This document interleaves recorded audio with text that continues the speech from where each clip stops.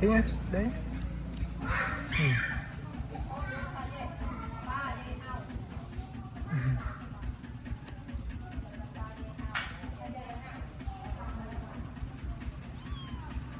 Chi chiếu chú chi.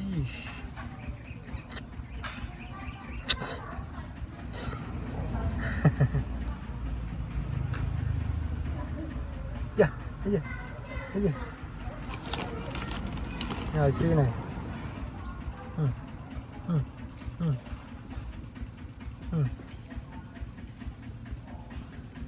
Cái gì?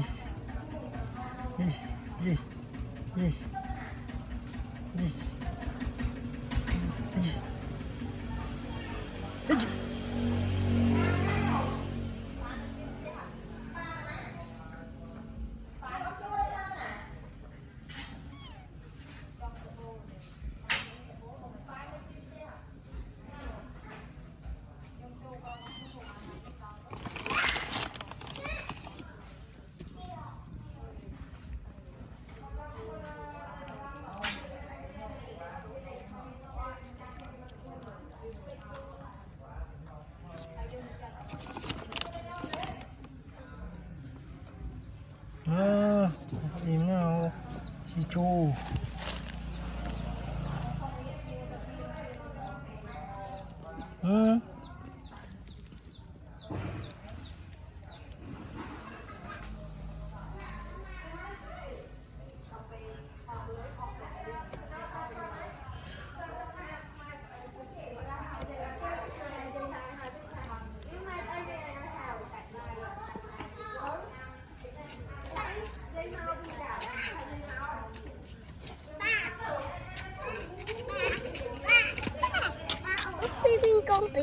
Con bầy.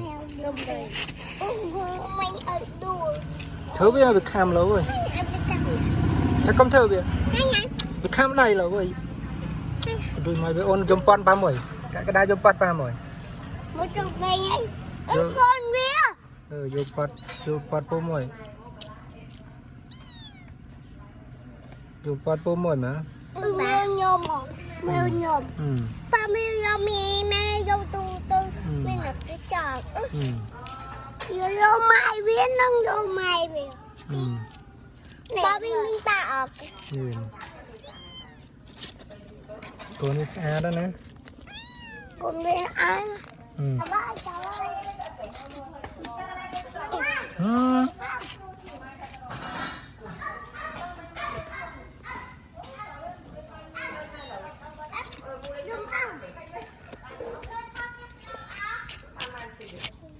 Xe này.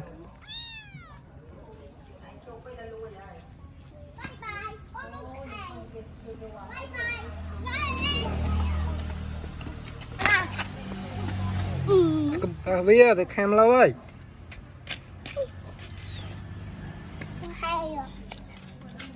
Dù phát bố môi giá thầm.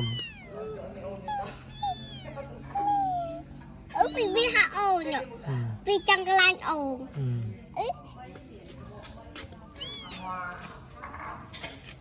Về lật lâu ơi. Này. Một khắm. Về lật lâu. Nhâm ớt.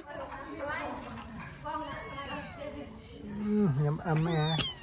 Ăn có gì đó.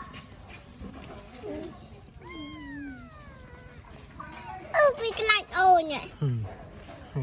Lạnh bên nè. Một nít lạnh ồn nè. Một nít cái lạnh ồn. Vì bạn mấy phao nè. Mà mấy từ bật. Hello Appan. Hello Appan. Hello ồn. Đó ồn chút. Một cam mua bò.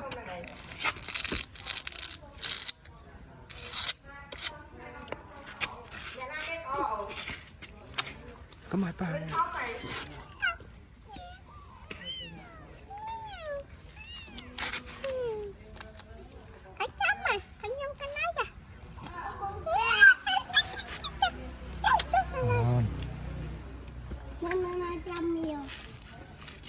Tao năm nay tao lên nó, tao lên mốc rồi. Mới chắp ồn ôm vào ta lên đây nó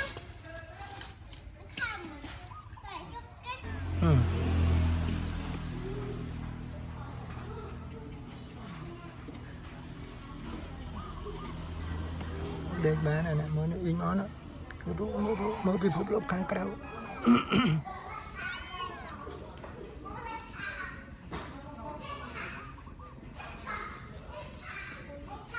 nè mới tiền mới đi chơi mới nữa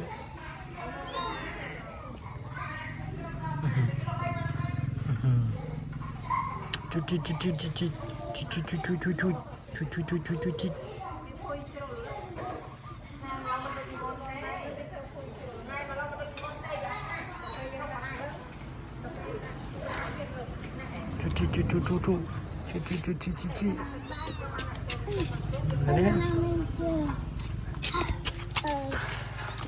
đấy các đang chênh on chênh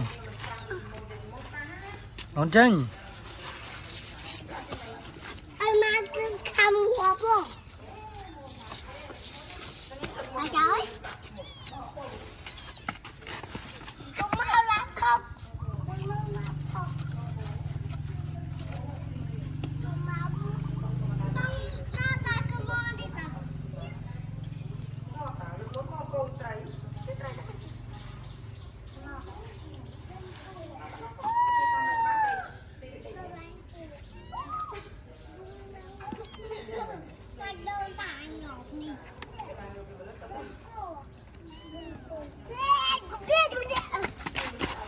ngon mà cái này mà cái ba nè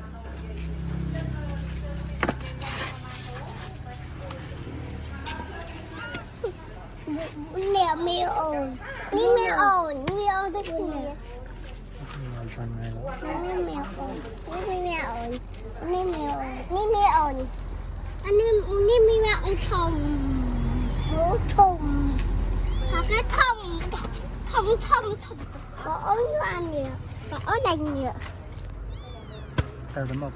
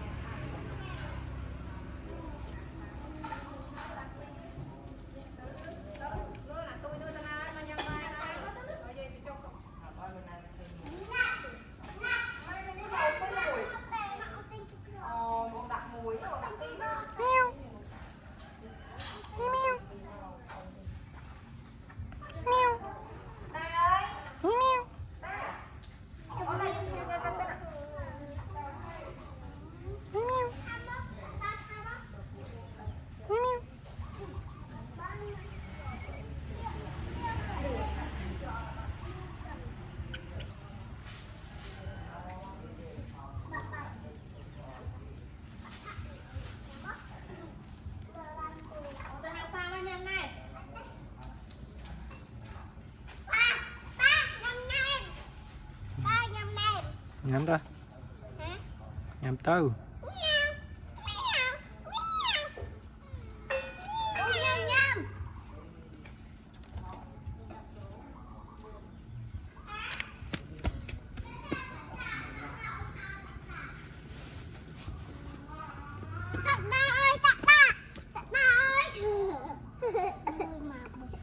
con mà cứu ở con nhà chơi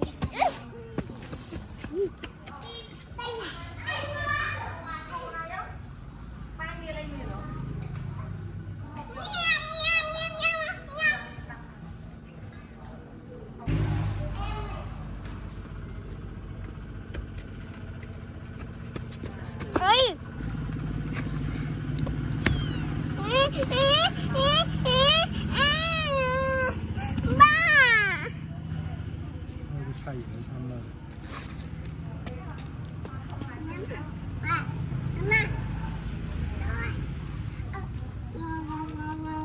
ông ta bà nó y bạt đi hả